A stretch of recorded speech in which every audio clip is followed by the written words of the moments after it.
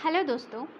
एक अमेरिकन अध्ययन में पता चला है कि कोरोना के बाद करीब 65% लोग 3 से 4 हफ्ते में रिकवर कर जाते हैं। बाकी के लोगों में जो सिम्टम्स दिखाई देते हैं वो 3 से 4 महीने और कईयों में 5 महीने तक दिखाई देते हैं। और ये सारा जो काम है वो इम्यूनिटी पर बेस्ड है, किसकी कितनी इम्यूनिटी है और वो कोरोना से कितना लड़कर आया है। जिसके लंग्स पे बहुत ज़्यादा अफेक्ट पड़ा है उसे ज़्यादा टाइम भी लग सकता है, और जो असिम्प्टोमेटिक पे है उसे करीब करीब 15-20 दिन में भी वो ठीक हो सकता है। पर जो पोस्ट कोविड के जो सिम्टम्स हैं वो क्या क्या हैं और उनका क्या ट्रीटमेंट है कि हम उससे बहुत जल्दी अपने आप को रिकवर करें, वो इस वीडियो में मैं इस बार डिस्कस करने वाली हूँ। Hi, I am doctor Neelam. I am naturopath. मैं पिछले 20 सालों से इस पैथी में काम कर रही हूँ। आज की वीडियो का जो टॉपिक लेके आई हूँ उसमें कुछ नेचुरोपैथी टिप्स भी मैं आपको बताने वाली हूँ, जिससे कि हमें जल्दी रिकवरी होने में थोड़ी सी मदद मिलेगी।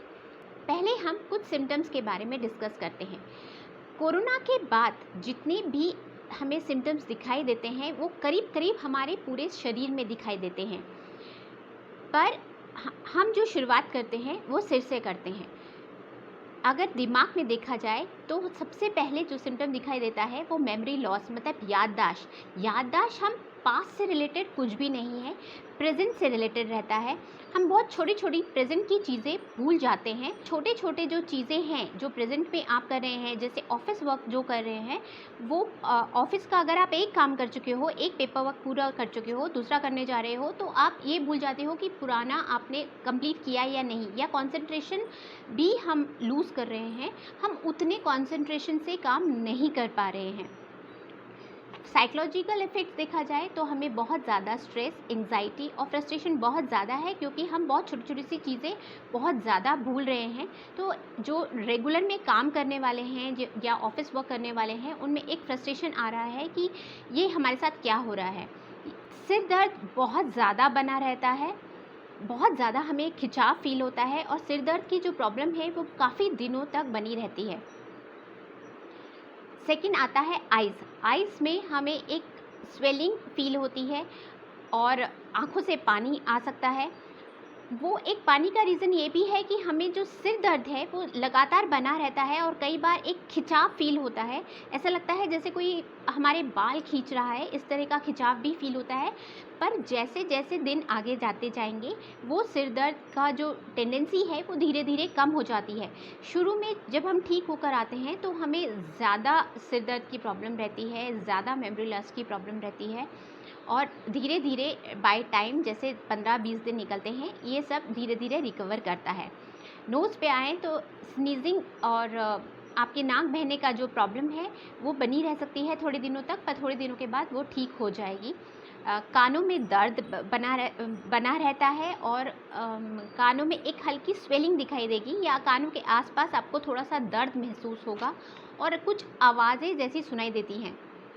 गले में देखा जाए तो गले में आपको खांसी की प्रॉब्लम, जिसे कहते हैं ड्राई कफ फील होता है। कफ निकलता नहीं है पर बहुत ज़्यादा खांसी आती है। ये भी धीरे धीरे इसकी टेंडेंसी कम होती जाती है बाय टाइम, और कुछ हमें घर की अपनी खुद की रेमेडीज़ करनी पड़ती है। कुछ डॉक्टर्स हमें दवाइयाँ दे देते हैं, सप्लीमेंट्स देते हैं, जो कि कोरोना ठीक होने के बाद भी हमें लगातार लेना पड़ता है। नेक्स्ट आता है लंग्स पेन हमारा काफ़ी दिनों तक रहता है, और ये भी इसी पे डिपेंड करता है कि सामने वाले की कितनी इम्यूनिटी है या वो किस स्टेज से आया है। अगर उसका स्टेज बहुत ज़्यादा रहा है, अगर उसके लंग्स डैमेज बहुत ज़्यादा रहे हैं तो उन्हें टाइम लगता है। ये हम खुद चेक कर सकते हैं। अगर अपने हाथों को हम पीछे करते हैं तो हमको इस तरफ एक पेन महसूस होता है पूरा। हमारे हार्ट की तरफ भी हमको एक पेन महसूस होगा। कोई एक्सरसाइज या वॉकिंग करते हैं तो हमारी सांसें बहुत जल्दी फूल जाती है।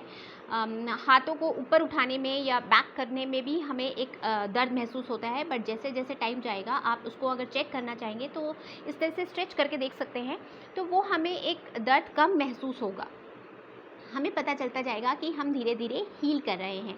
बट हाँ, शुरू में जब हम हॉस्पिटल से वापस आते हैं या घर में भी होम आइसोलेशन से ठीक होते हैं, तब बहुत ज़्यादा एक पेन बना रहता है हमको, और बीच में खासकर बहुत ज़्यादा रहता है, और एक फ़ील होता है कि वहाँ से हमें खिंचाव लगातार फ़ील होता है। पेट में कॉन्स्टिपेशन या डायरिया सबका अपना एक है, किसी को कॉन्स्टिपेशन, किसी को डायरिया बना रहता है। कॉन्स्टिपेशन जो है वो बहुत ज़्यादा सीवियर ना होने दें, कुछ ना कुछ उसकी एक मेडिसिन लें। बहुत एसिडिटी और गैस वाला खाना ना खाएं, क्योंकि एसिडिटी गैस की प्रॉब्लम काफ़ी दिनों तक बनी रहती है। जॉइंट पेन हमें बहुत ज़्यादा रहता है, इन्फ्लेमेशन के कारण जॉइंट्स में हमें स्वेलिंग भी रह सकती है। मुझे करीब करीब 1-1.5 महीना हो चुका है और मेरे जॉइंट्स में अभी भी स्वेलिंग है, जबकि मैं काफ़ी सारे खुद के ट्रीटमेंट्स कर रही हूँ। बट एज़ मुझे थोड़ा सा ऑर्थराइटिस सिम्टम्स हैं, तो इसलिए मुझे इतना लंबा टाइम उसे रिकवर करने में लग रहा है। बाकी जो फटीग है, थकान है, वो बहुत ही ज़्यादा रहती है। आप बहुत जल्दी थक जाते हैं। थोड़ी थोड़ी देर में कुछ भी काम करने पर हमें बहुत जल्दी थकान फ़ील होने लगती है, बहुत ज़्यादा एंग्जाइटी होती है। नीचे अगर बैठ जाएं या झुक जाएं तो वहाँ से दोबारा खड़े होने में या स्ट्रेट होने में ऐसा लगता है कि हमारा ऑक्सीजन डाउन हो गया है, इतना ज़्यादा पेन होता है। जिनको बैक एक की प्रॉब्लम है वो बहुत ज़्यादा सीवियर हो जाती है। सारे जोड़ बहुत ज़्यादा दुखते हैं। तो ये ऐसा है कि इसमें से किसी को कोई सिम्टम्स हो रहा है और किसी को कोई असिम्टोमेटिक से आया है, तो उसे थकान हो सकता है, केवल थकान रहे और थोड़ा सा मेमोरी लॉस या एंग्जाइटी बनी रहे और कुछ भी ना हो। बट हर किसी में अलग अलग सिम्टम्स हैं, सबको सब कुछ नहीं है। अगर मैं जैसे कोरोना से रिकवर हुई हूँ तो मुझे सारे सिम्टम्स नहीं हैं। मुझे जो मेरे बॉडी में ऑलरेडी इन्फ्लेमेशन थी वहाँ ज़्यादा इफ़ेक्ट हुआ है। जिसको डायबिटीज़ या हाई ब्लड प्रेशर है वो अपने डायबिटीज़ और हाई ब्लड प्रेशर को काफ़ी हद तक मेंटेन रखें, क्योंकि ये उस टाइम पे फ्लक्चुएट होता है। पर अगर इनमें से कोई भी सिम्टम्स या आपको खांसी बहुत ज़्यादा बढ़ जाती है, सर्दी बहुत ज़्यादा बढ़ जाती है, या टेम्परेचर थोड़े दिन तक नॉर्मल बना रहे तो कोई प्रॉब्लम नहीं है 90, 95, 99.5 तक। बट अगर 100 और 101 से ज़्यादा जाता है, या कोई भी ऐसे सिम्टम्स जो कि आपको लगता है कि अचानक फिर से बढ़ने लगे हैं, तो प्लीज़ अपने डॉक्टर से ज़रूर कंसल्ट करें, क्योंकि उस टाइम पे हो सकता है आपकी मेडिसिन को फिर से आपको दिया जाएगा, या आपकी मेडिसिन को जो आपको डॉक्टर को देनी है वो आपको दोबारा रिकमेंड करेंगे। बट अपने सिम्टम्स में लगातार चेक रखिए, अपने ऑक्सीजन लेवल को और अपने टेम्परेचर को लगातार चेक रखिए। नेक्स्ट आता है कि कौन कौन से ट्रीटमेंट्स हैं जो हम घर में करके इसे रिकवर कर सकते हैं। तो बहुत ही पुराना घरेलू नुस्खा है जो कि हमने अपनी दादी नानी के टाइम पे देखा होगा, या जिनके घरों में अचार बनता है उन्होंने देखा होगा कि जब अचार हम बनाते हैं तो अचार को ऊपर तक तेल से भरने के कारण उसमें फंगस नहीं लगती है। बट अगर अचार थोड़ा सा कम रह जाए तो ऊपर के पार्ट में फंगस लगने लगती है। तो यही सेम हमारे शरीर के साथ होता है। जितना हम अपने शरीर को ऑयलिंग ग्रीसिंग रखेंगे, हम ब्लैक फंगस या वाइट फंगस या येलो फंगस, जो कि अब रिसेंटली ये 2 फंगस भी ऐड हो गए हैं, उनमें हम बहुत अपने आप को प्रिवेंट रख सकते हैं इन तीनों फंगस से। अगर आप आइज़ में गाय का घी काजल की तरह लगाते हैं, नोज़ में गाय का घी या सरसों का तेल लगा के रखते हैं, या उसको ड्रॉप डालते हैं, अपने मुंह में ऑयल पुलिंग क्या होता है, आप तिल के तेल या नारियल के तेल से कुल्ला करते हैं लगातार उसे 5 से 10 मिनट तक, तो जो तेल रहेगा वो सफ़ेद होके पूरा झाग वाला बनके आप उसको जब थ्रो करेंगे तो आप देखेंगे उसमें बहुत ज़्यादा स्मेल रहती है, क्योंकि वो हमारे पूरे बॉडी के टॉक्सिन्स को सक करता है। और ये प्रोसेस हमें ब्लैक फंगस से बहुत ज़्यादा बचाता है। ब्लैक, वाइट या येलो फंगस, या जो भी अभी हमें नहीं पता है, नई नई चीज़ें डेली हमें हर दूसरे दिन कुछ एक नई प्रॉब्लम सामने आ रही है। जो भी इस तरह की फंगल प्रॉब्लम है उसे बचा सकता है। और ये फॉर एग्जांपल मैं आपको बता भी चुकी हूँ कि कोई भी चीज़ को जो ऑयली बेस्ड रहती है उसमें फंगस नहीं लगती है।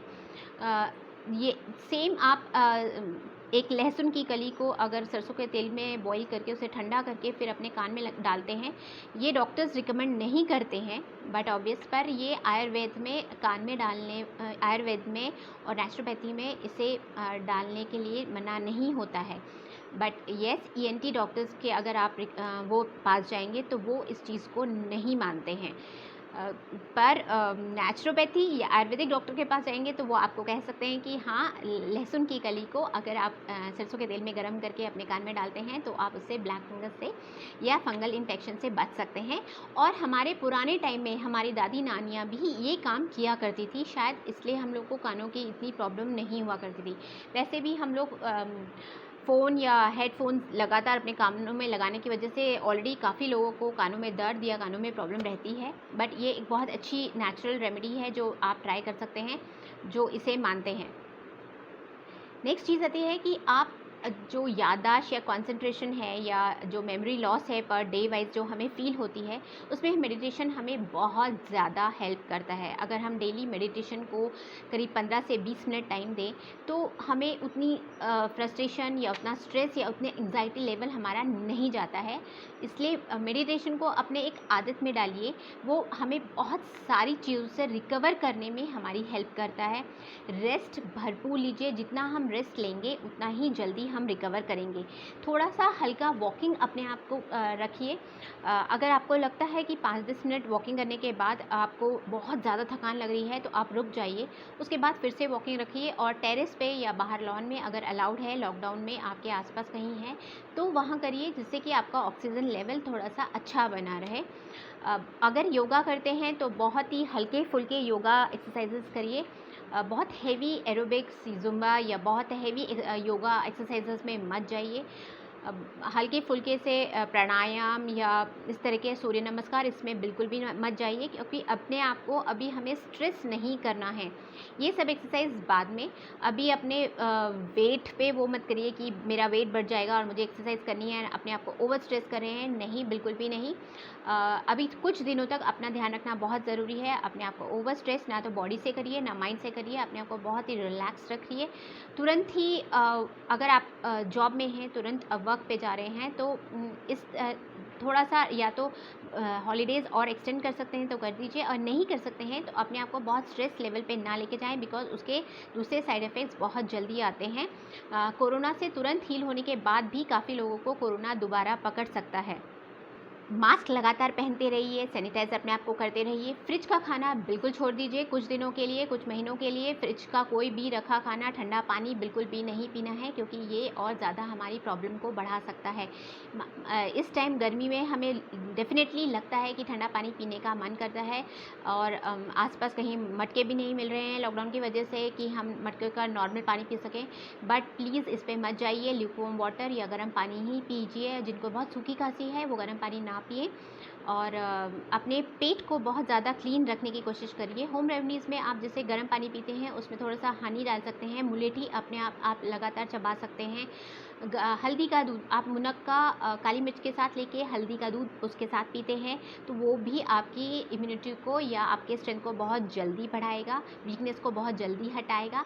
तो आप उसे लीजिए और घर का नॉर्मल बना खाना खाइए। बहुत ज़्यादा तेल मिर्ची मसाले पे नहीं चाहिए। इस वक्त बहुत हेवी खाना मत खाइए, नॉनवेज अवॉइड कर सकते हैं तो करिए, बट एग चिकन जो खाते हैं वो एग चिकन प्रेफर करिए, रेड मीट या मीट पे नहीं जाइए, क्योंकि और उसको भी बहुत नॉर्मल कुकिंग में करिए। बहुत ज़्यादा तेल मसाले मिर्ची या गरम मसालों में नहीं जाइए इस वक्त, क्योंकि ऑलरेडी हमारे स्टमक में हमको एसिडिटी और गैस्ट्रिक प्रॉब्लम रहेगी, किसी को डायरिया और किसी को कॉन्स्टिपेशन। तो पेट को हम जितना लाइट रखेंगे उतने ही ज़्यादा हम हेल्दी रह सकते हैं। मास्क, सैनिटाइज़र, होम आइसोलेशन में रहने की ज़्यादा से ज़्यादा कोशिश करिए, क्योंकि इसके बाद 1-2 महीना हमारे लिए बहुत ही ज़्यादा इम्यूनिटी फॉल वाला टाइम रहता है, और दोबारा हमें कोरोना पकड़ने के बहुत सारे चांसेस रहते हैं। तो ये सोचकर कि हमें कोरोना हो चुका है और हम बाहर जा सकते हैं, अब हमारी एंटीबॉडीज़ बन चुकी है, तो ऐसा बिल्कुल भी नहीं है। कोरोना फिर से पकड़ सकता है, इसलिए उस टाइम पर अपना बहुत ज़्यादा ध्यान रखिए। खुश रहिए, वो सबसे इम्पॉर्टेंट है। खुश रहिए, मुस्कुराते रहिए। Stay home, stay safe, stay healthy. और अगर आपको मेरा वीडियो इन्फॉर्मेटिव लगता है, अच्छा लगता है, तो लाइक का बटन ज़रूर दबाइए। सब्सक्राइब करना तो बिल्कुल भी मत भूलिए और बेल आइकन की बटन दबा दीजिए, जिससे कि मेरा हर न्यू वीडियो आप तक पहुंचता रहे। नमस्कार।